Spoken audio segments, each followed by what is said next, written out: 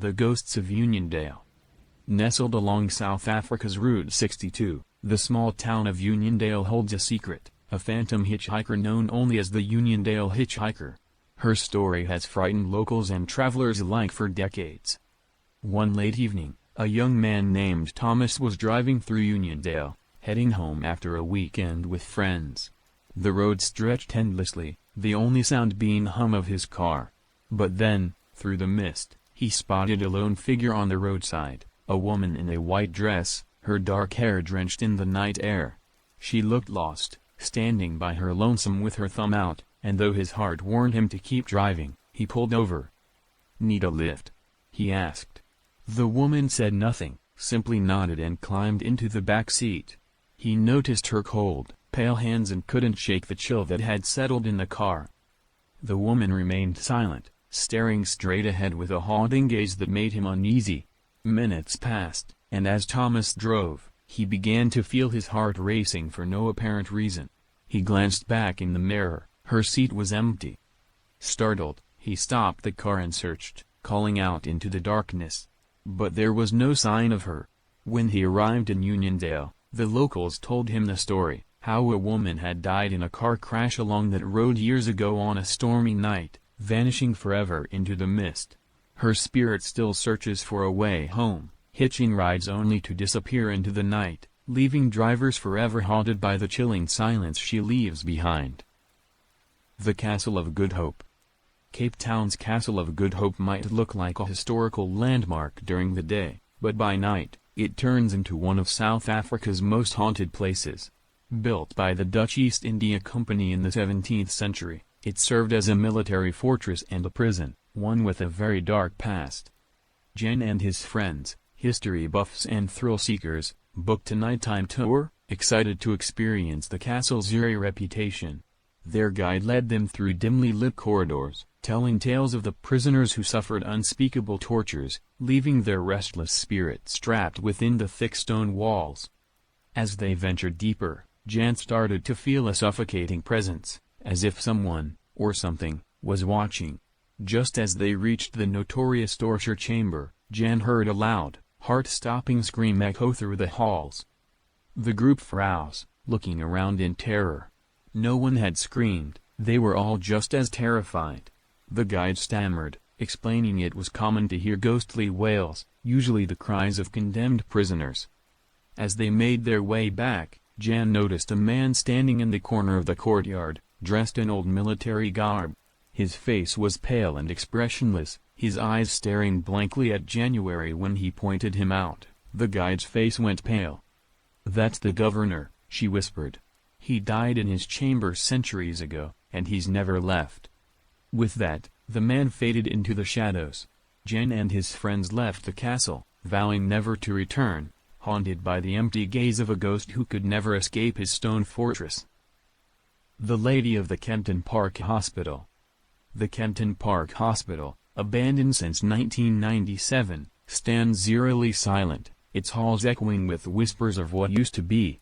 Though the hospital had once been bustling with life, its empty halls now lay coated in dust and shadows, frozen in time with beds, wheelchairs, and old medical equipment strewn about. Siyanda and his friends had dared each other to spend a night inside, hoping to capture paranormal proof on camera. As they made their way through the hospital's endless halls, Siyanda noticed something odd, a faint figure standing at the end of one corridor, illuminated by the moonlight streaming through broken windows. The figure appeared to be a nurse, clad in a blood-stained uniform, her eyes hollow, gazing at them with an intensity that made his blood run cold. Siyanda blinked, and suddenly she was gone. But as they moved deeper into the hospital, the figure reappeared, closer each time. Whispers filled the air, faint but unmistakable, growing louder with each step. "Help me," the voice croaked. Siyanda's friends heard it too, their terror visible.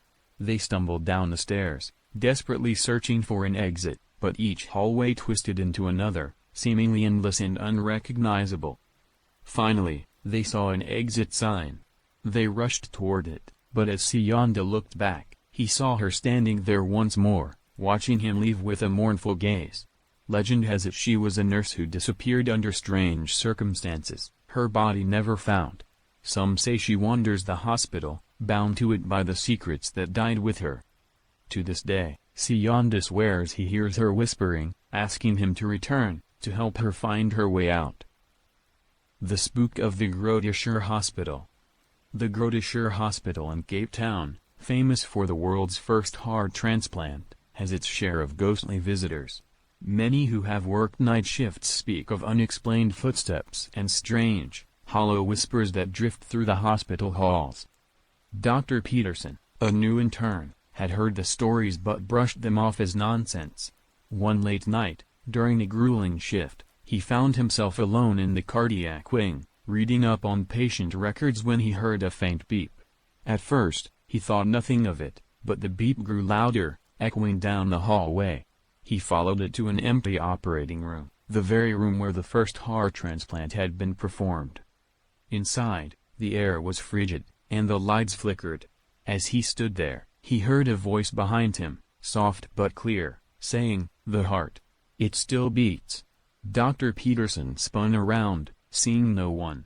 Then, in the corner, he saw a shadow, faint but unmistakable, the outline of a man, watching him with hollow eyes. Terrified, he fled the room. Later, he learned that several other doctors had seen the same apparition over the years, the ghost of Dr. Barnard himself, still lingering, tending to his patients in the beyond. Now, when Dr. Peterson hears the eerie beep echo through the halls, he knows it's the ghostly reminder of a legacy that will never rest. The tragic tale of the Nottingham Road Hotel. The Nottingham Road Hotel in KwaZulu-Natal is famous for its resident ghost, Charlotte, a woman whose tragic story continues to haunt the hotel's halls. Built in the 1800s, the hotel's history is filled with legends of soldiers, bar fights, and, most notoriously, the story of a young woman who met her end far too soon. The tale goes that Charlotte was a beautiful barmaid who fell in love with a soldier staying at the hotel. But when he broke her heart, she fell to her death from her room's window under mysterious circumstances. Some say she was pushed, others believe it was an accident. But what is certain is that Charlotte's spirit remains, waiting for someone who will never return. Jason and Lily, a young couple on a road trip, decided to spend a night at the historic hotel, unaware of its haunting reputation. Around midnight, they heard soft footsteps outside their door. Jason got up to check but found the hall empty. Then they heard the sound of sobbing, faint and mournful. Lily looked to Jason, wide-eyed, and he tried to calm her nerves. The next morning, they mentioned the incident to the staff. The receptionist smiled knowingly. "Oh, that's just Charlotte," she said. "She likes to check on the guests." Later, as they packed to leave, Lily noticed something strange in the bathroom mirror. Written in faint, foggy letters were the words "Don't go." They hurried out, the chilling thought crossing their minds: Charlotte had not yet forgiven those who left her behind. The legend of the Tokoloshi at the Drakensberg Mountains. Deep in the Drakensberg Mountains, tales of the Tokoloshi linger in the cold mountain air. This malevolent creature of Zulu folklore is known to cause mischief, illness, or worse, especially for those who wander too close to its territory. Lebo and her friends had always loved the wilderness and decided to camp near the Drakensberg, eager for a peaceful night beneath the stars. But as they settled around the fire, an eerie silence fell over the forest. Even the usual night sounds, crickets, owls, went silent. Lebo felt a sudden, inexplicable chill. Then she saw it, a pair of red, glowing eyes watching them from the darkness. They whispered about the Tokoloshi, nervously laughing it off, but unease settled heavily over the camp. That night, Lebo woke to a strange pressure on her chest, as though someone, or something, was sitting on her, watching her struggle to breathe. She opened her eyes and saw the faint outline of a small, shadowy figure crouched on her chest, its sharp teeth gleaming in the dark. She couldn't scream, couldn't move, and the creature's eyes gleamed with dark mischief. Finally, it let go and vanished into the darkness. The next morning, her friends told her they'd heard strange whispers outside their tents. They left immediately, haunted by the fear that something unnatural had been watching them. lingering just beyond the light. The haunted Van Ryn Distillery. The Van Ryn Distillery, famous for its brandy, lies in Stellenbosch. But beyond the vintage casks and barrels, rumors say the distillery is also home to something far less inviting. Decades ago, a distillery worker tragically drowned in one of the large vats, and his spirit is said to haunt the cellars to this day. Simon, a brandy connoisseur, booked a private tour, eager to learn about the distillery's history. As they passed through the cool, shadowy cellars, Simon noticed a strange, musty smell, something he hadn't noticed upstairs. He mentioned it to the guide, who simply shrugged. But then, in the dim light, Simon saw a figure, a man with a sallow face and wet, dripping clothes, standing in the corner, watching him. He blinked, and the figure was gone, but the smell of damp, musty earth lingered. When he brought it up, the guide hesitated, then told him about the worker who had died years ago, whose body was only discovered after hours in the vat. Simon left quickly, glancing back one last time, feeling certain the ghost of the distillery was watching him leave.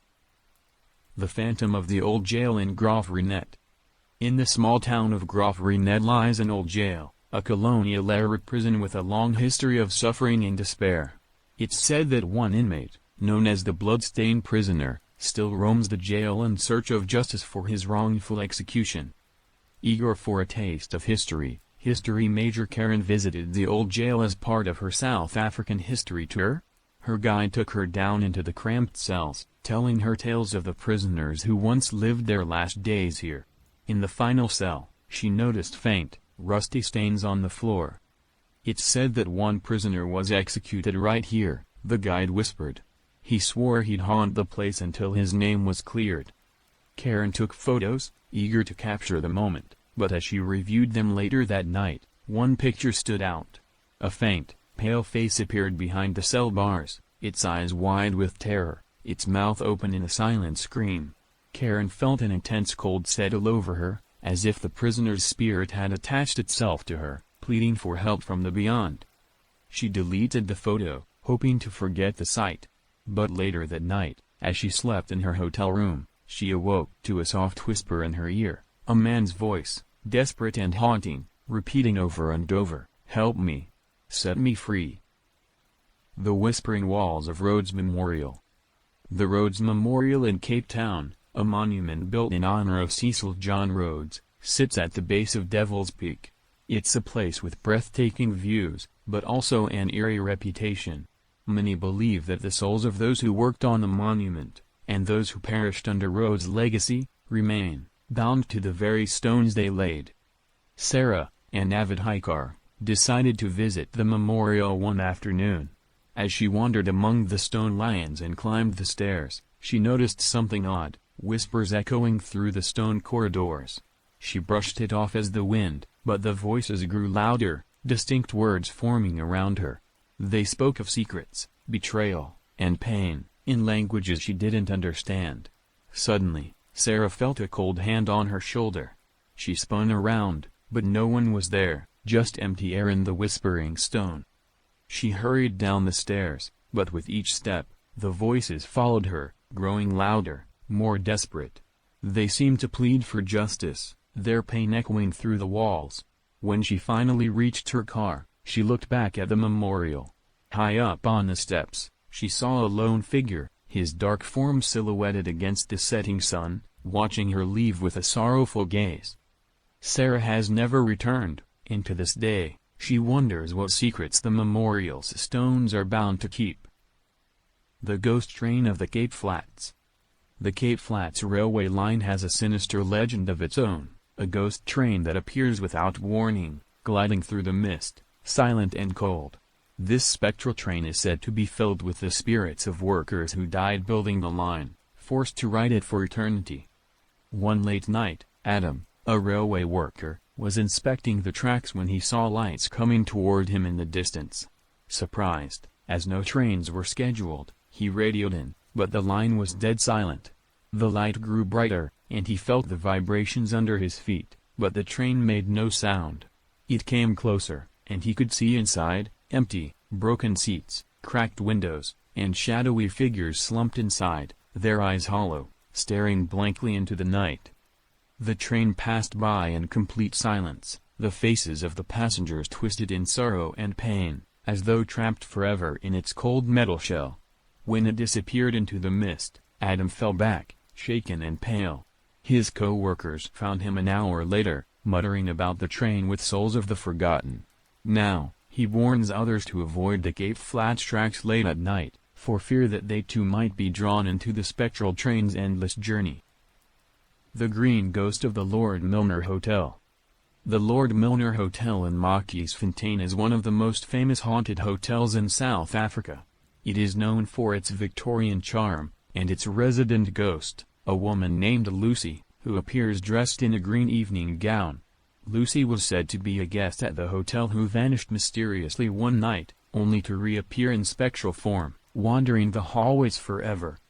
One evening, a guest named Daniel checked into room 10, unaware of its haunted reputation. As he was settling in, he heard soft footsteps outside his door. Curious, he peeked out but saw no one.